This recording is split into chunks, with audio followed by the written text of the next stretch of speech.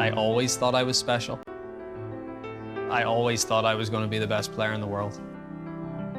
But thinking it and believing it are two different things. The champion golfer of the year is Rory McIlroy. My mum worked night shifts at a local factory, and my dad at one stage was taking on 3 jobs during the day to support the family, but also support these trips that we were taking to the United States for me to play in golf tournaments. And at that point, I didn't realize the sacrifices or how much hard work they were putting into it.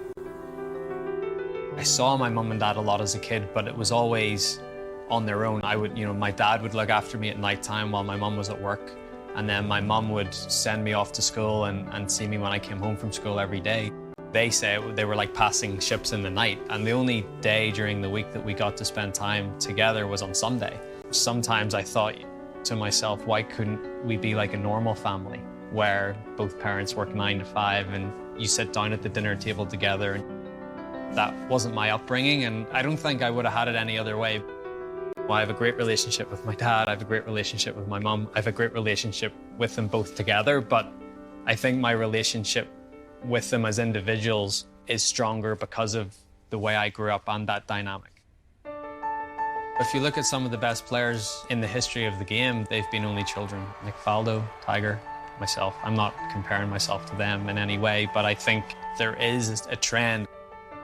Spending time on your own and being comfortable in your own company. I think that's something that is very important in life, is to be comfortable in your own company and be comfortable with your own thoughts. I feel like I had a lot of that growing up, and I think that translated very well from being a kid to playing golf. You're on the golf course for 4 or 5 hours at a time with only your thoughts. I think it benefited me in some way, and it made me be more self-aware. I think that's a very important part of life, and I think I learned that from quite an early age. Jerry devised a plan. He'd draw a card, and he'd change all the pars. So when Rory went out to play golf on the course, he was able to shoot under par. And I mean, how much confidence does that give a kid when he's out playing? I would play the first few holes of Hollywood Golf Club, and the first 3 holes are 3 par 4s, and my dad would make them par 6s or 7s for me, and I make a 5, another 5, and maybe a 4, and all of a sudden I'm 4 under through 3 holes. I've never been afraid to go low, and I think sometimes guys get to a certain number on the golf course, whether it's 5 under through 11 or 6 under through 13 or whatever it is, you see a lot of guys just sort of hit the brakes. Because my dad did that, I've shot low scores from a young age, and I think that part of the reason is because at 4, 5, 6 years of age, my dad was telling me, you shot 7 under that 9 holes, or whatever it is. One person that's been incredibly loyal and very, very important in your development is Michael Bannon. How did that start? Michael was the pro at Hollywood Golf Club, a family friend, a good friend of my dad's. For the first few years that I played golf, my dad was the one that taught me the grip and the follow through. They came into the pro shop one day with Rory's clubs, and I said, Michael, would you put a grip on? And they were way up over his waist. So I took the club, I put it in the vise, and I chopped about 4 inches off it. And Jerry was in shock, and I put a small grip on it, and I handed it back to him, and he said, what are you doing? I says, Jerry, the clubs are far too long for him. And he looked at me and says, Michael, that's fine, I'll hand him over to you. That's great. You know, at that moment, he sort of said, like, okay, you can take care of him. He's been coaching me for over 20 years, which is incredible to think about. But I would say some of the stuff we talked about 15 or 20 years ago is still some of the things that we talk about today. He's been huge in my career, someone that I can trust 100%, that will tell me the truth when it's needed. I definitely wouldn't be who I am as a golfer or a person if I didn't have Michael by my side for this journey.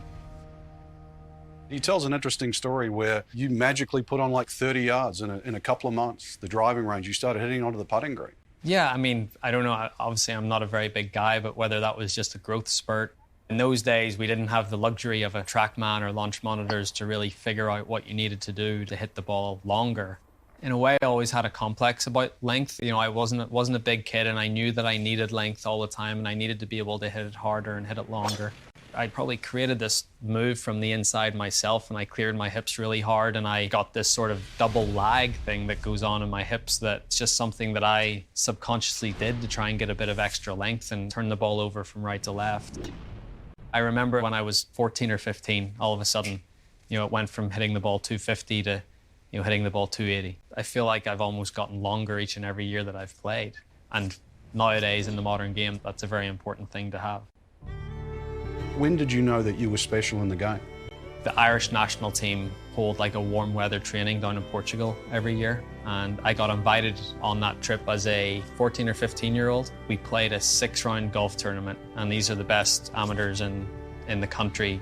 Guys I hadn't played against before. I was still playing in boys tournaments and youths, and might have dabbled a little bit in the men's stuff. But we played a 6-round golf tournament, and I won that by 8 shots. I then went to the west of Ireland and won that tournament a couple of weeks after that. From there, when I was 15, my confidence just grew and grew.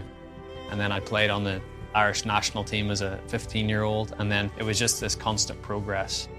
At that point, I knew that I was on the path to being, at least making it as a pro, but I don't think I ever envisioned the heights that I would get to.